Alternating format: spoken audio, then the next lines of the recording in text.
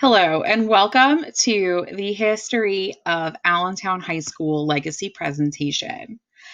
I wanted to take a moment to thank everybody for listening to this presentation today. I'm so sorry that you couldn't be with us for our live presentation, and I really do hope that you learned some interesting things about Allentown High School. I also wanted to take a moment to remind you that Allentown High School has been around a very long time. This is very much an overview, and I look forward to diving more into our history with you in the future. So this is a photo of our main entrance vestibule as it looked when we opened the high school in 1916. As you can see, we have made some changes to the lobby since then, but much of it is still very much the same as it was when we opened at this location.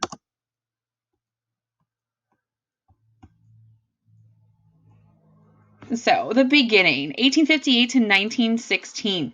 Allentown High School is 163 years old. We started in 1858 with 14 students led by R.W. McAlpine. Before 1858, most children were taught in primary schools, and most schools went up to 8th grade. There were not very many area high schools, mostly because we're still in a point in time where farming is the chief job in this area. And a lot of our trade jobs required years of training. So our teenagers would leave school and go get that hands-on training for the trades. However, this is also a time of new beginnings and expansion in our school systems. So while we do still have many students leaving after about 8th grade to go work on the farm or learn a trade, we do have many more students who are starting to become interested in careers that do require a college education. And it was around this time that the idea of educating students through 12th grade became a more popular idea. So R.W. McAlpine took 14 students who would have been in a primary school with very young students and decided to move them away from the younger crowd and into their own space. He started a 3-year program where boys and girls were taught separately, and those classes that very first year of Allentown High School's existence were taught in the Garber Horn Building. That bottom left photo is a picture of the Garber Horn Building, and it was located on the corner of South Penn and Hamilton Street, which is a very familiar address for some of you. That is the site of the old osteopathic hospital, which later moved to Philadelphia and became Hahnemann University. It was here in Allentown. It was the very first osteopathic hospital in this entire area. And we were able to get a few rooms in the building to use for our students.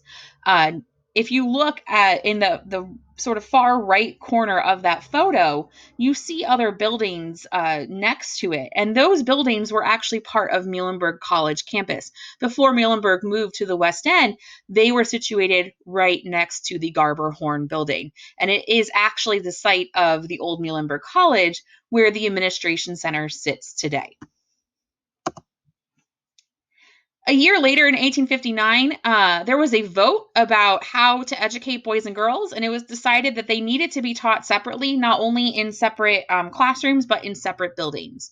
So Hannah Romig took the girls, and she taught them in a room in the old First Presbyterian Church that was located at the time in downtown Allentown. That is that middle photo right here.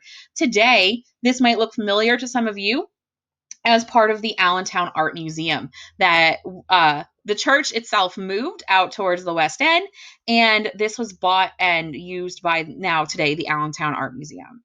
So it's a fantastic piece of Allentown city history preserved, as well as Allentown High School history preserved.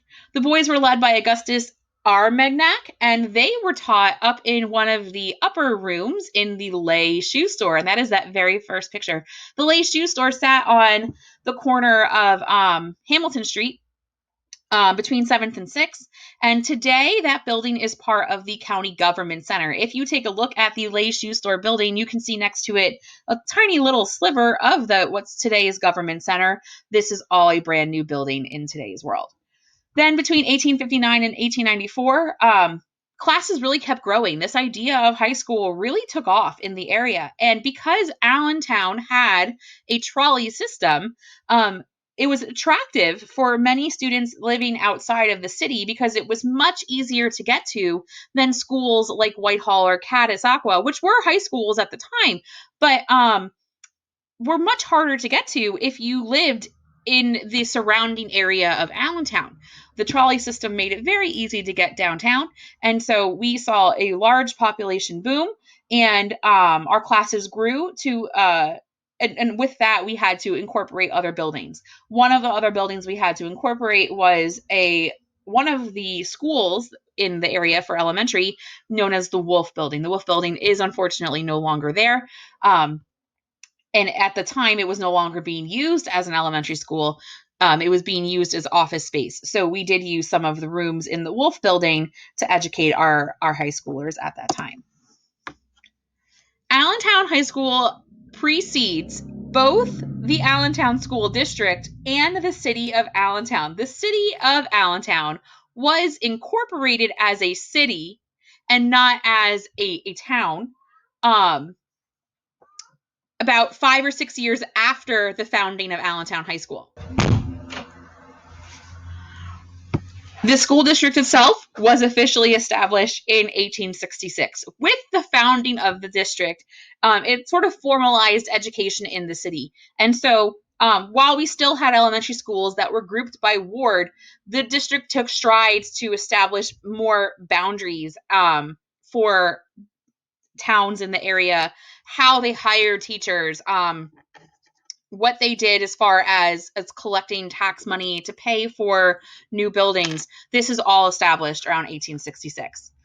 Even though we started in 1858, our first graduation was not held until 1869. And I have been trying to figure out why. And I don't have a definitive answer, but I have a few theories. One is that graduation itself, this idea of this ceremonial thing, may not have been very popular before the 1860s. It just wasn't something that was done. You finished high school and then you moved on, and it wasn't the whole pomp and circumstance. Another thing, too, might be that a lot of those students in those first years simply didn't finish the program. This is really, we're looking at the end of the Civil War. Allentown High School starts before the Civil War. So there's a very good chance that a lot of our students ended up having to leave high school to either take care of their family while older members went to war, or they had to go to war themselves. One thing we are working on in the archives is establishing a definitive list of alumni that served in every war since the existence of the school. The very first class had 3 graduates, all men: Henry Lawrence, Frank Scherer, and Penrose Weta. They graduated at the Lehigh County Courthouse. The county courthouse is still there in downtown Allentown. This is a photo taken of it from, it looks like the very early 1900s. As you can see, not a lot of the buildings that you see today downtown are there yet. So one of the great things about Allentown High School's rich history is that it really collides a lot with the city's history. And as this school grew, the city grew. And that's really indicative in all of these photos. The second graduation was held the very following year. And interestingly, all of the graduates, there were 8, were female. Here are some photos of some very early graduation programs. That says 79, that is 1879 in that first photo. This is a program from the graduating class of 1879. At this point, they are holding graduation at the Allentown Opera House, which was downtown. I believe now it is the site of the Morning Call building. These are also, the other photos are other announcements for graduation. The top one is 1878, and the bottom one is a photo of a high school diploma from 1895. We are very fortunate to have this diploma at Allen High School. The family of the graduated donated it back to us many years ago. For its age, it is still in fairly good shape. The diploma is ripped in spots, and we are working to find out how we can preserve it properly so that it doesn't deteriorate anymore. This is actually a very large diploma. the photo, you can sort of tell that it's a little bigger than what we see now for diplomas, but in person, it is actually, I would say, almost 36 inches in length. It is almost 3 feet long. It is very, very large, which was very indicative of how big a deal it was to earn a high school diploma at the time. This wasn't something that was done by everybody who went to high school. These are some photos of those early places where we had graduation. These, one is the music hall in the upper right corner. The other is the opera house. As I said, these are no longer there, unfortunately. I know I said before that the opera house is the site of the morning call, but actually I believe it is the music hall, which is now the site of the morning call building. And then this bottom photo is a photo of a class from the 1800s. We are not, unfortunately, sure which class it is. However, we did talk to a few historians who were able to take a look at the photo itself, especially the clothing, and were able to help us date the photo into the late 1800s. So we do know that this is a photo of a class in the late 1800s. We believe that this is the earliest known photo that we have currently in our collection. So we are very, very lucky to have something like this. In 1895, after years of expanding class sizes, every single year from 1858 on, Allen High School grew. And we expanded our class sizes every single year, and we had kids in buildings basically all over the city. We were housing them. There was no cohesive place for all of our high school students. Girls were in, the Wolf and the First Presbyterian Church. The boys were in the Lay building and these other buildings throughout the city, wherever they could find space. 1895, we finally put our students together in one building, and Allentown High School opens at Lumber and Turner Streets. If you're familiar with Allentown today, that address might sound familiar to you, and that's because what sits at Lumber and Turner Streets today is Central Elementary School. Part of that building, actually, that still stands today, was part of this original building back by the gym. And there is a plaque in Central Elementary School that does describe it as the location of the very first Allentown High School building. Okay. In 1912, Daniel Ham becomes principal of Allentown High School. That's an important name, and we'll get to that later when we talk about the principals. By 1913, so less than 20 years later, the school is overcrowded and we need additional classes. And so we annexed some of the Herps Building, which was, again, another former elementary school that was being used for office space only a few blocks away. And we annexed some of that building to use for classes as well. So very, very quickly, which is a recurring theme for Allentown High School, we run out of space. This is a picture of the Herps Building, which was at one time the 9th Ward Public School. It is no longer there now. It is a set of row homes. It's only about 2 or 3 blocks from the current Central Elementary School. That is a picture of Daniel Ham. He is, I will tell you, our longest serving principal in Allentown High School history. And he is our only principal to serve in 2 high school buildings. And we'll get to that in a second. And then this bottom photo is what I can only describe as truly a gem of historical perseverance, really. This is the very first edition of the Canary in Blue, which was the very first publication put out by Allentown High School's Athletic Association. This edition started in October 1902. The Canary in Blue operated from 1902 until 1948, when it was officially replaced by the Canary newspaper and the Comus yearbook, which had already broken off from the Canary in Blue about 20 years earlier. So we do have this. This is the only copy of the very first edition that we have, and for its age, it is in remarkably good condition, and it is one of the many things that we are going to preserve and digitize in our collection. So then came the Great Expansion, 1916 to 1958. This is an old postcard of Allentown High School that was made for the city after the main building was built. And there are a few things I love to point out. I have showed this to my students, and there are a few things that they like to point out, which is this big grassy area across the street. This is not a rendering, meaning, so the artist that shot this photo did not just remove the buildings because there were no buildings there. The building of the main in the West End was a very large endeavor, and it was a huge thing because of the location. The West End at this point in time is largely not built up. There are mansions in the West End because that were part of what we called Millionaires Row in Allentown, which started roughly around 15th and Hamilton and then moved down through the West End of Allentown. And in this immediate area, there are a few mansions that are part of that Millionaires Row grouping. But this is largely farmland. This is largely fields.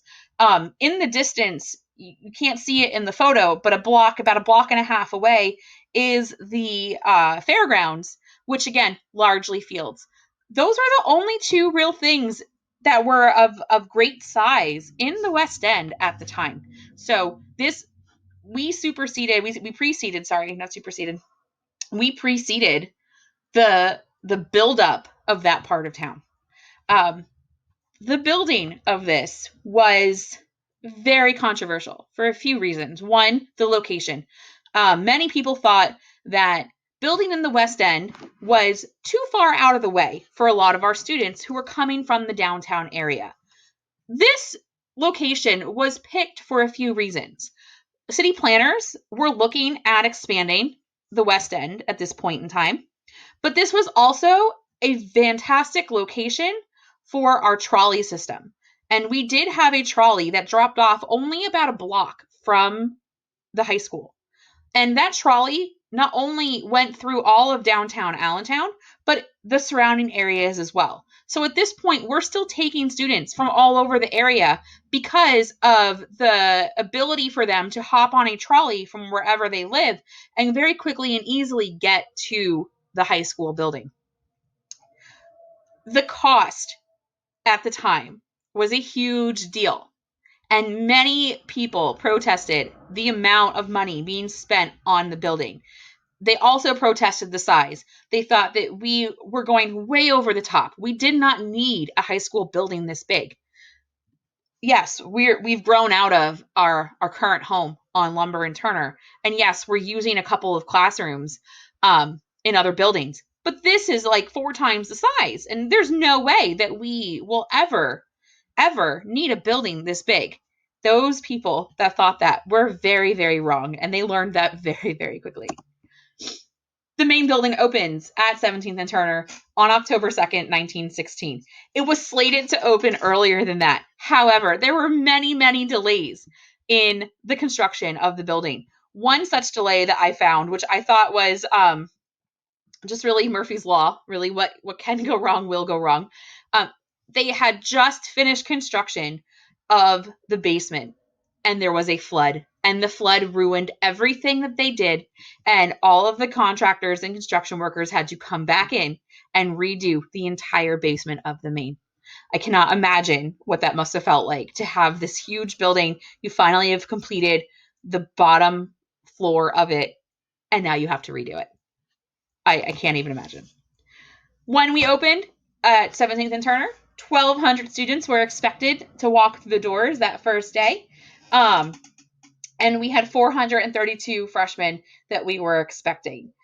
We ended up superseding that count by a few hundred students. The building itself was dedicated in June of that year, and that is the dedication program from 1916 that does sit in our alumni conference room in the main building for viewing, and it does break down the cost and the minute details of the job of building the main building. Initially, Allentown High School served students in grades 9 through 12, and if you're familiar with school history in general, you know that high schools went sort of back and forth between, should we educate 9 through 12? Should we educate 10 through 12? So from 1916 to 1928, Allentown High School educated students in grades 9 through 12. Then it flipped for a few decades to a senior high school and educated 10 through 12, but then flipped back again into what we use now, that 9 to 12 model. About a little over 10 years later, after the building of the main, we opened the Jack Caulfield Memorial Stadium directly behind the main building. You know this area today as the faculty parking lot and the parking deck that is underneath the current gym building. That entire area was once home of our stadium. It's named for Jack Caulfield because Jack Caulfield was a student at Allentown High School who unfortunately passed away in football practice after running into a goalpost. As you, I'm sure, know, football helmets have definitely changed over the years, and the football helmets that they wore back in the 20s were not very protective, unfortunately, as Mr. Caulfield found out, and he did lose his life on the grounds of Allen High School in the practice field. So they ended up naming the field after Jack Caulfield. That is a photo from opening day, the dedication game at the field. It was attended by hundreds of people who all wanted to come out to not only see the field, but also see the dedication named for Jack. So between 1916 and 1958, Allen goes through this incredible expansion, again, population growth. Like I said, the people who thought that the main building was far too big for a high school very quickly learned it was not big enough. And within the first 20 years that we were at that location, we had to expand. Many buildings in this time period are either built or annexed for classes, including some mansions that sit around the property of the main building. Between the 1930s and the 1950s, Allen and the city itself saw a great expansion. So the population growth should have been expected. And students enrolled in courses at this time based on their career goals. So when you would come to Allen, you would be put into certain programs based on what you were looking to do after high school. And those programs included college prep, commercial, fine art, general, household arts, and shop and industrial. Those are two photos that we have of our shop classes, which were in-house. They were on the grounds of Allen High School. This far supersedes the time or precedes the time of LCTI. So we did all of our shop classes in-house. That is a wood shop class at the top. A lot of our very old bookcases do come from this wood shop. And each of those bookcases has a little tiny plaque on it that indicates that it was made on our grounds. So if you end up being a faculty at Allen and you end up with one of these bookcases in your classroom, it's really great to have that. It's just like this really personal touch when you know that you're working with furniture that was built in your school. We also had our own in-house print shop for many, many years. So all of our publications were printed in-house by our students. Unfortunately, we no longer have that, so we do outsource all of our printing. But for decades, our own students would learn the art of printing, and they would print off all of the publications that we made. So our first expansion, which happened less than 20 years after we opened the doors, was annexing and then later tearing down the Andrew Jacks Mansion. This photo is so special, and I'll tell you why. For many years, the only photo that we had of the Andrew Jacks Mansion was a side photo, and we saw a few windows of the photo, and that is it. This is the only known photograph that we have been able to find of the Andrew Jacks Mansion in sort of its full glory, where we can see the full size of the mansion. This was also taken well before the building of the main building, because as you can see, this mansion sat on the corner of 17th and Linden. But if you look around it, you do not see anything but fields. This is really indicative of what the West End looked like. So this photo is not only a part of Allentown High School history, but it's a part of Allentown City history as well, because it really gives you a good look at what the West End once looked like.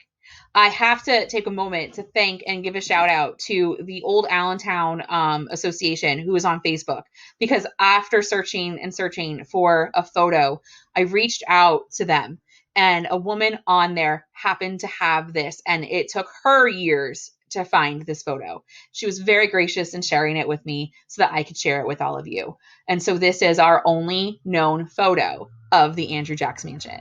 What we did was the mansion was given to the district by the Jacks family, by the Jacks estate. We broke up the rooms into small classrooms, and it mainly housed our household arts program, mostly a female program. Any girls who wanted to learn how to properly take care of a home, how to be a proper hostess, would take their classes in the mansion. They had a full kitchen set up in there. They had a full laundry set up in there. There was a sewing room. There was a typewriting room. There was even a formal dining room setup where students would learn how to formally serve people at a dinner party.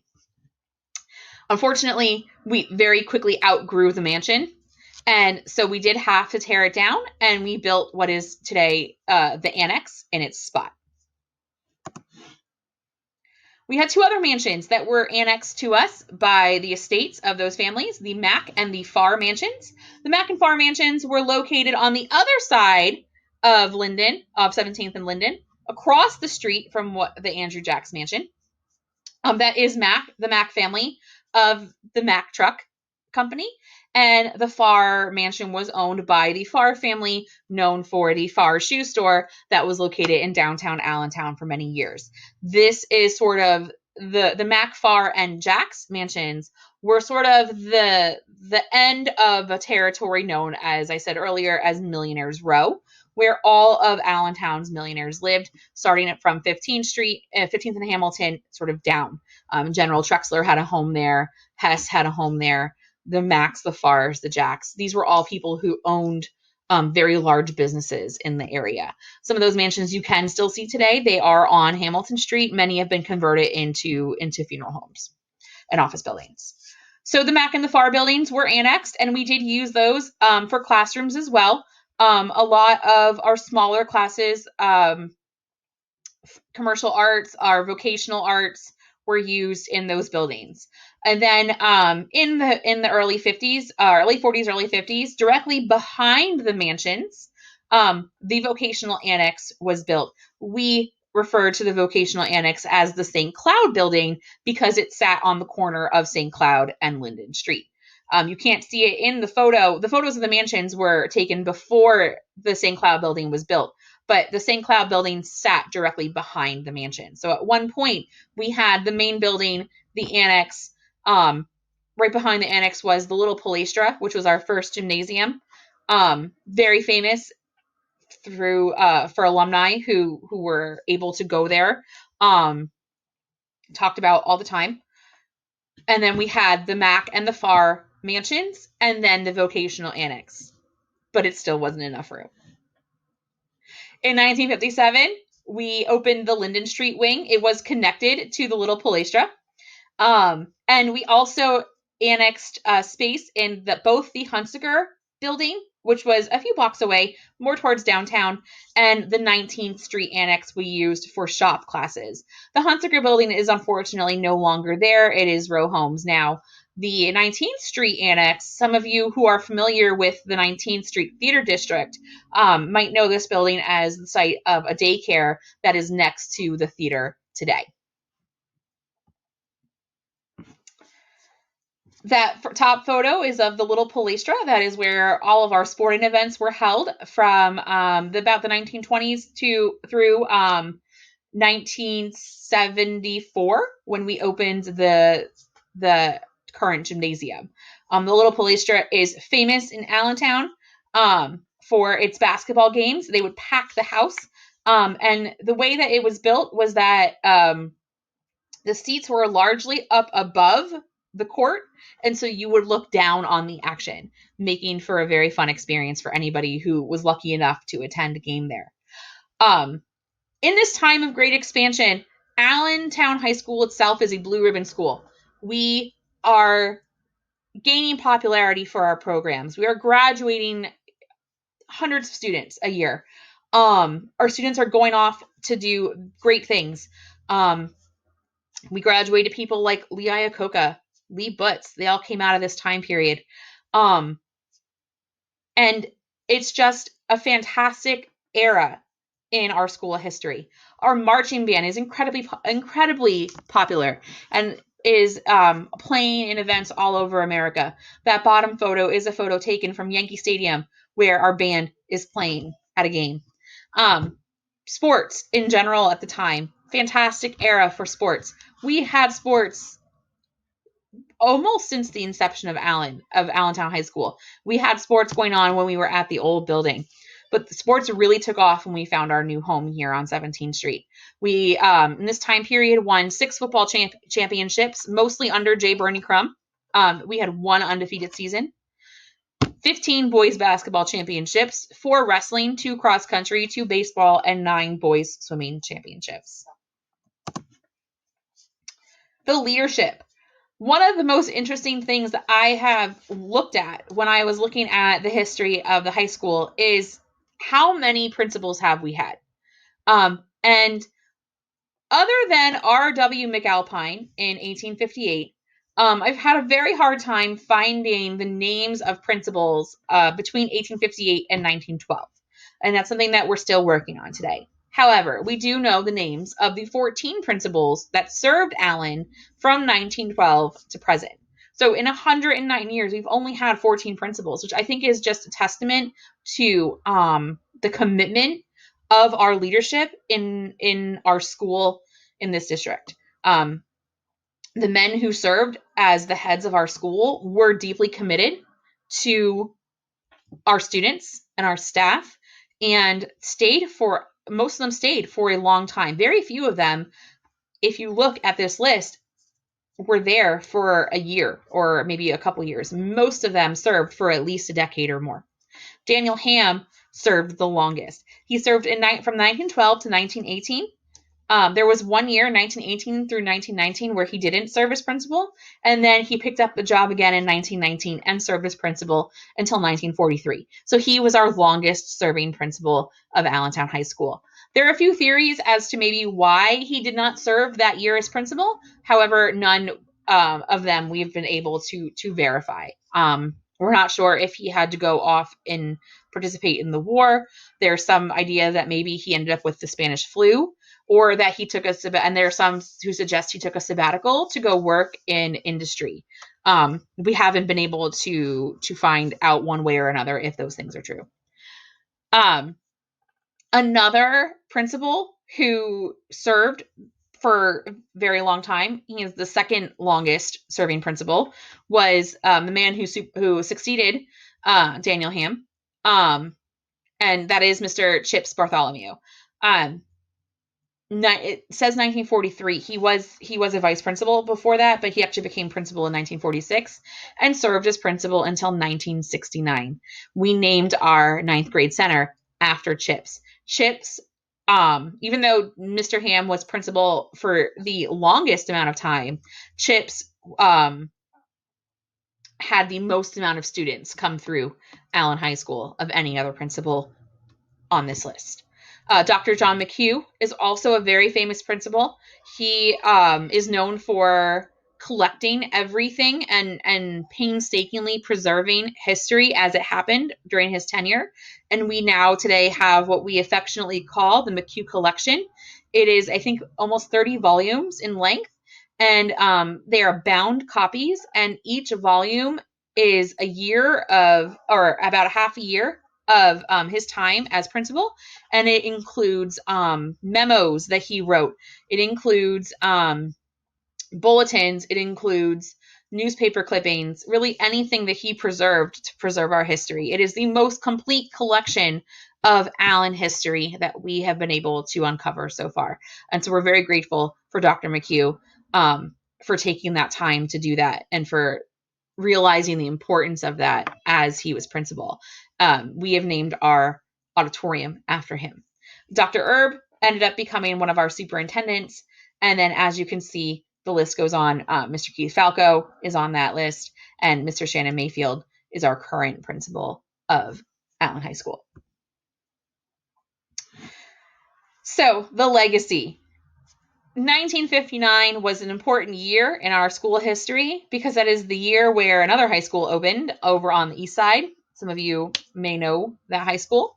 The opening of that high school led to a big change for Allentown High School. And in 1960, our name officially changed from Allentown High School to William Allen High School. I will tell you that as an alumni, this is one of the most contested moments in our school history. And there are alumni that come from those classes of 1959 to about 1961 who cannot accept the fact that we needed to change our name and will to this day not call Allen William Allen High School. They will only refer to it as Allentown High School, and they never utter the name of that other school on the east side. So from basically the day that those doors opened over on the other side of the city, a rivalry was born.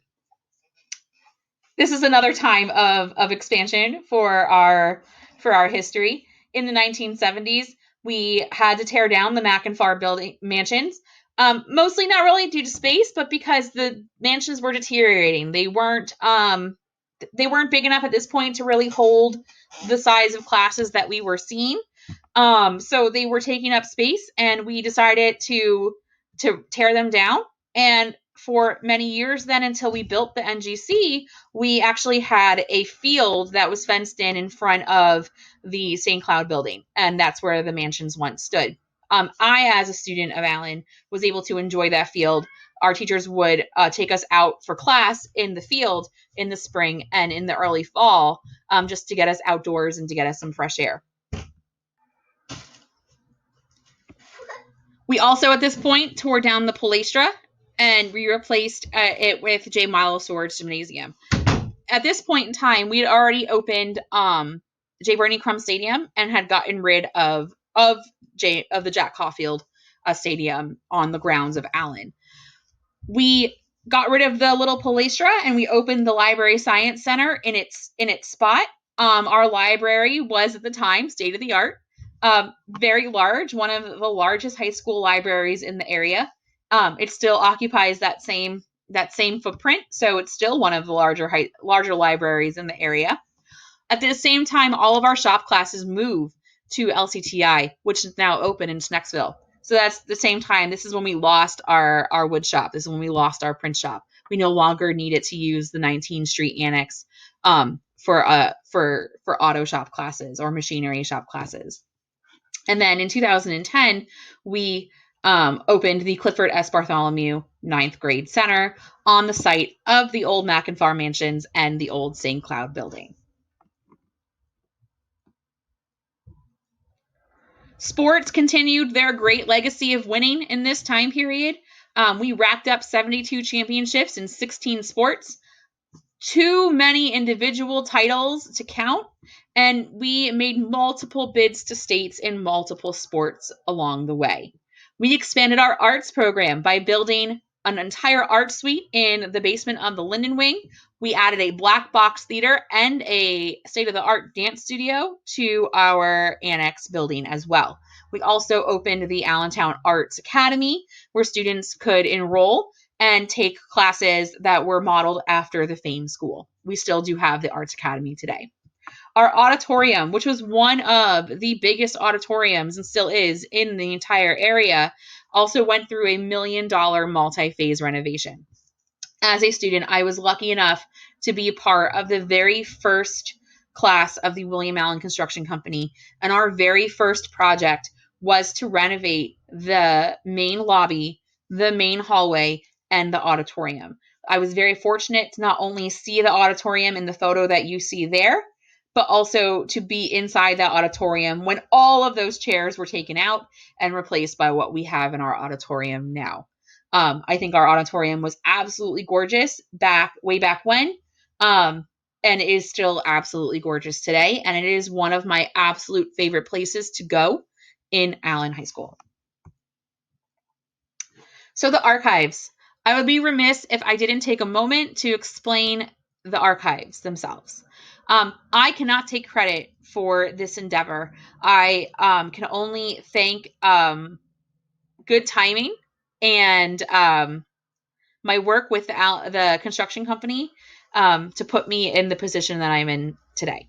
So the archives really began in 2018 when Ian Butts, who was class of 2018, stumbled upon boxes of archives in Mr. Mayfield's safe in his office.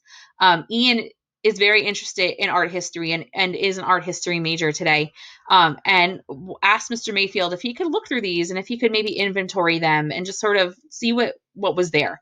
And of course, Mr. Mayfield said yes. And so Ian started a project where he was simply inventorying what we had. And at this point, he had only been working with the items in the safe, of which there were many. We have about 20 boxes of items that came out of Mr. Mayfield's safe. Around this same time, I, as an advisor for the William Allen Construction Company, was asked by Mr. Cowan if I could find our old Freedom Shrine, which was displayed outside of our old library in the main building, because the people who originally gifted us the Freedom Shrine wanted to see if we still had it because they wanted to rededicate it to our school. So I went on a hunt of Allen to find any remnants of this Freedom Shrine. And I stumbled on our archive collection that was housed in the basement of the annex. The minute I walked into the room, I knew that I walked into a project. Everything was sort of everywhere. There were some publications in boxes. There were some publications just sitting on shelves. None of it was organized. We have transcripts in that room, handwritten transcripts from 100 years ago in that room because school code says we have to hold on to transcripts for 100 years. And I knew that we're sitting on 160 years of history, and the basement of one of our buildings was no place for it. And so I took my idea to the construction company and thought maybe we can renovate the room and really make it a good place for the archives. But we did one better. We actually decided to move the entire room to a better location because basements aren't great locations for archives. So we moved the entire room, which we are still in the process of doing, to 1322 in the main building. It was at one point our school in-house photo lab and dark room. So it's really fun to have a room for the archives. That's also a big part of Allen history because not many schools had their own photo labs and dark rooms, but we did.